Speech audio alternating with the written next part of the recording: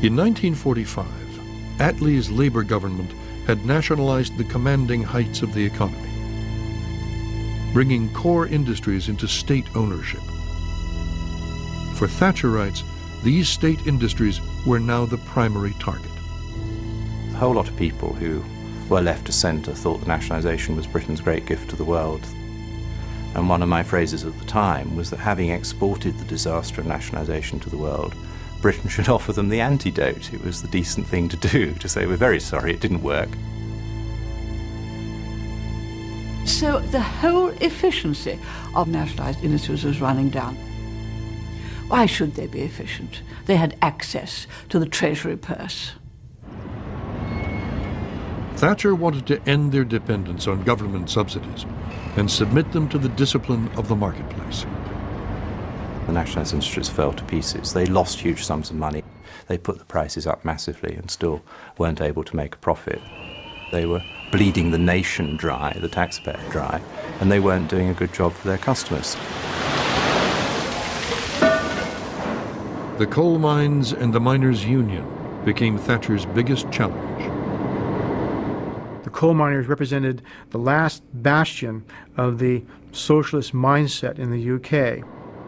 One of the most singularly important economic/political events for the world economic system was Margaret Thatcher's government's confrontation with the coal miners.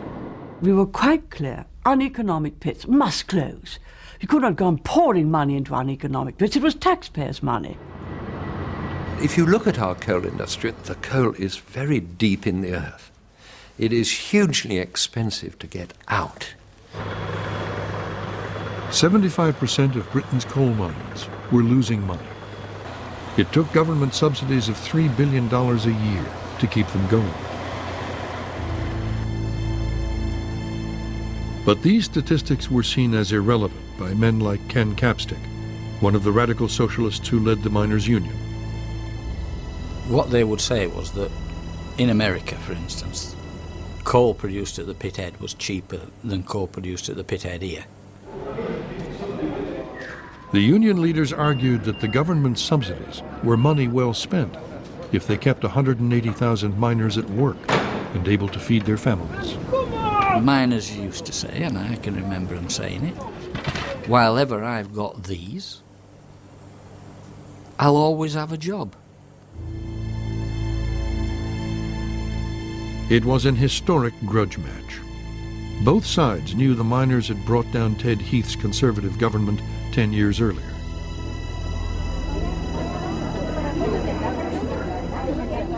The fiery Marxist who led the National Union of Miners said no mine should be closed until the coal ran out.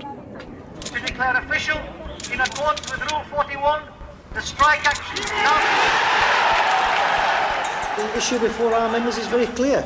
They either accept the policies of the coal board and the government, which will result in the loss of 70,000 jobs, or alternatively they stand on their feet like men, they fight, defend their jobs, defend their pits and defend their dignity.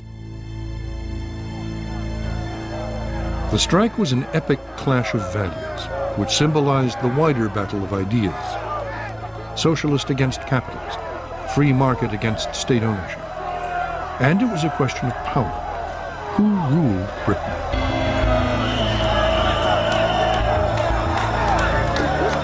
Illegal mass picketing outside working mines led to violent clashes with the police.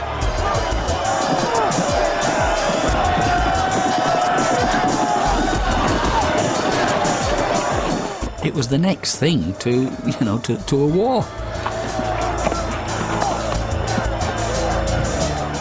We were faced with an enemy, and that enemy was out to destroy our livelihoods, out to destroy our pits, out to destroy our communities and what our communities stood for. Miners and their families had a set of values that I don't think Margaret Thatcher could understand. Values of socialism and Christianity. The two things went hand in hand in many ways.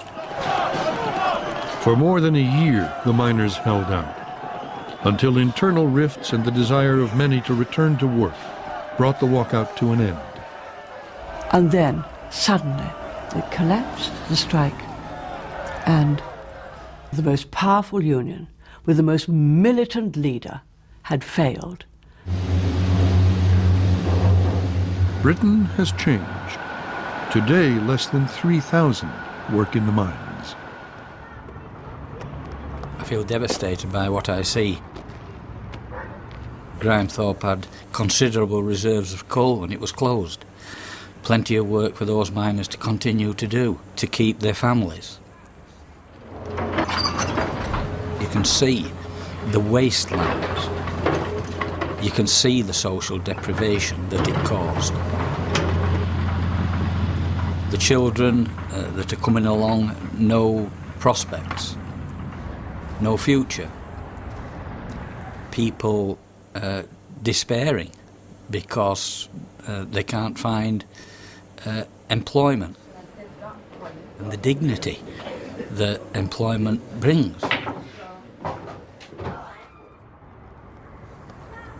It's market forces gone mad.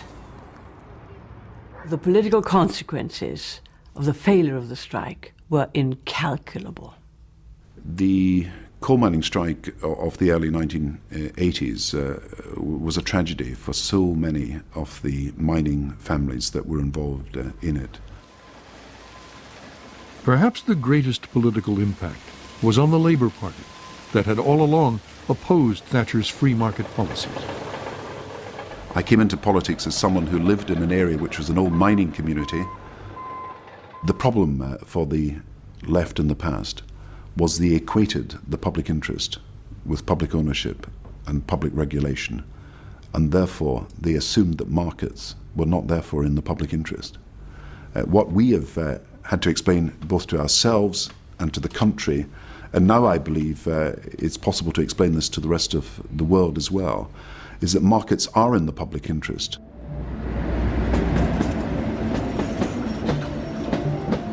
One of the most important things that the government of Margaret Thatcher does is invent this thing called privatization. That is taking these state-owned companies, these nationalized industries, and selling shares to the public. One by one, the Thatcher government put the commanding heights of the British economy up for sale. Electricity, telephones, oil, gas, coal, steel, trains and planes, even water. Before long, 2/3 of the state-owned industries were removed from government control and sold off into the private sector. Who should control the commanding heights, governments or markets? In Britain, that battle was over. Watch all of Commanding Heights online at pbs.org. This enhanced netcast links to an interactive time map, country reports, economic data, and important full-length interviews about the future world economy. Commanding Heights video set and book are available from WGBH Boston Video. To place an order, please call 1-800-255-9424.